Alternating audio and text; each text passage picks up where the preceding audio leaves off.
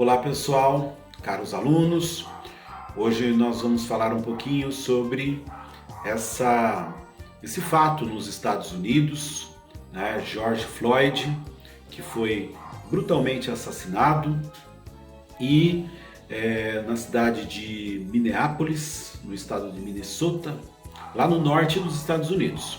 Então eu vou falar com vocês um pouquinho sobre história, estimulando, incentivando para que vocês conheçam, estudem a história. A escravidão nos Estados Unidos, ela começou desde 1526. Ela ocupou principalmente o sul dos Estados Unidos, onde havia o plantation de algodão que era exportado para a Inglaterra. No tempo da Revolução Industrial, a Inglaterra contava com o algodão que vinha dos Estados Unidos principalmente. Em 1776, 4 de julho de 1776, ocorreu a independência dos Estados Unidos. Mas após a independência, a escravidão continuava legalizada. Muito tempo depois, em 1860, o Abraham Lincoln foi eleito presidente dos Estados Unidos, um dos maiores presidentes dos Estados Unidos. Mas ele era do norte e abolicionista. Então isso desencadeou no sul dos Estados Unidos uma verdadeira guerra, né, conhecida, uma guerra civil, a Guerra de Secessão. O sul dos Estados Unidos queria se separar do norte. O norte venceu a guerra. Em 1863 começou o processo da abolição.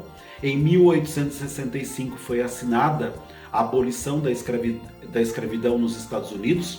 Essa guerra custou 600 mil vidas, a Guerra de Secessão, e o Abraham Lincoln ele foi assassinado em 1865. O século XX, os negros tiveram muitas dificuldades, não podiam ir para as escolas, não tinha escolas. O negro não era... Para alfabetizar, era só em casa ou em algumas igrejas que os negros poderiam ser alfabetizados. Eles também não poderiam votar. Então, em 1955, Rosa Parks, num ônibus, ela se negou a se levantar para uma branca, porque era lei, né, que uma mulher negra ou um homem negro se levantasse para um branco. E apareceu aí a figura do Martin Luther King, que potencializou e tornou isso um boicote nacional, e isso foi sensibilizando brancos e negros.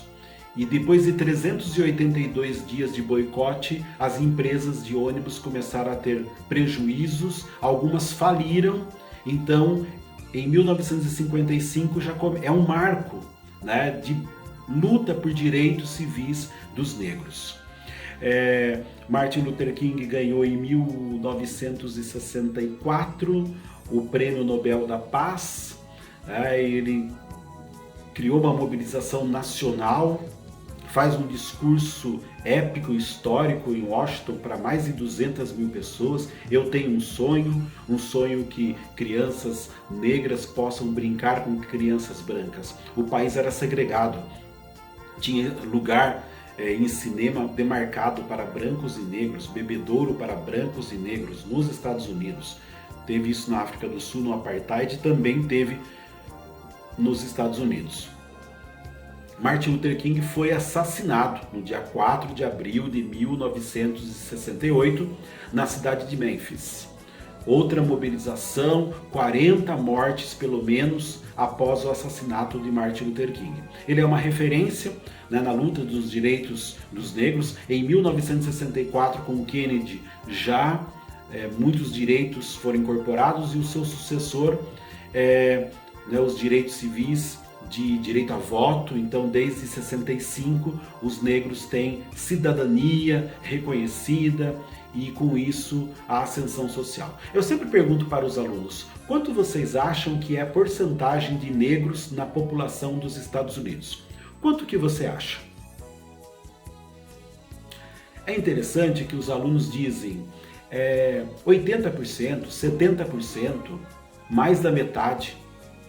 Então, dos 328 milhões que é a população dos Estados Unidos pelo último censo, 12,7, 12,3, depende da fonte, não chega a 13% da população dos Estados Unidos é negra.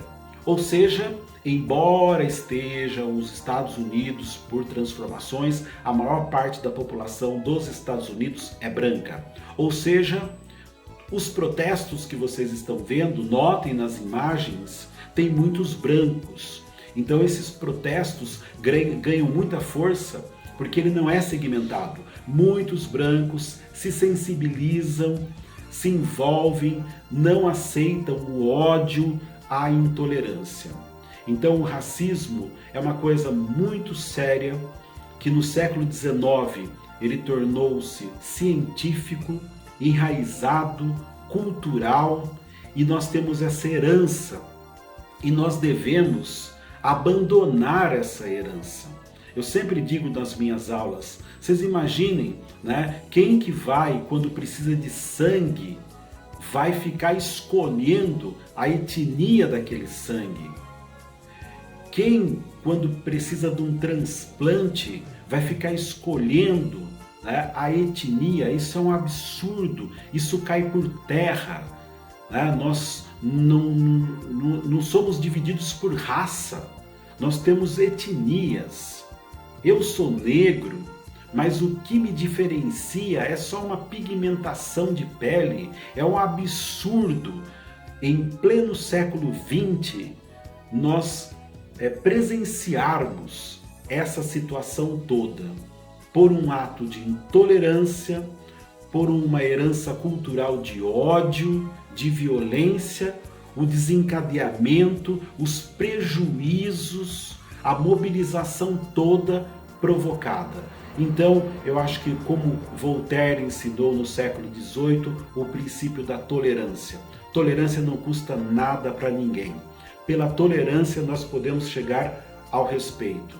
Depois do respeito, a aceitação. A aceitação que nós somos diferentes, nós somos divergentes, mas nós podemos conviver. Jesus Cristo ensinou: amai-vos uns aos outros. São Paulo tornou mais pedagógico: suportai-vos uns aos outros. Suportai-vos as vossas diferenças e divergências. Violência, nunca mais. Ou violência não deveria existir.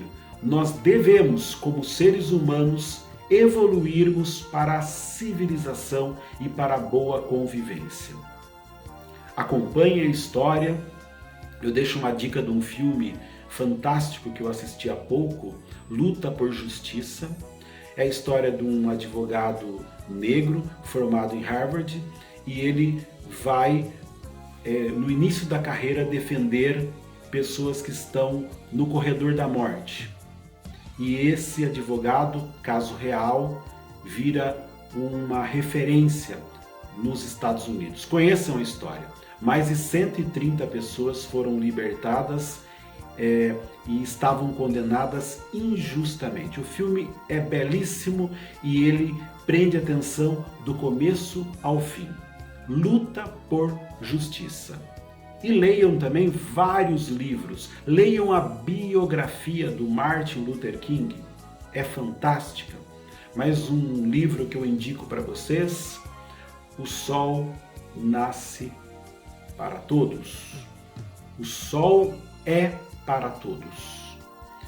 Conheçam a história, se envolvam, se informem, não se levem por opiniões superficiais.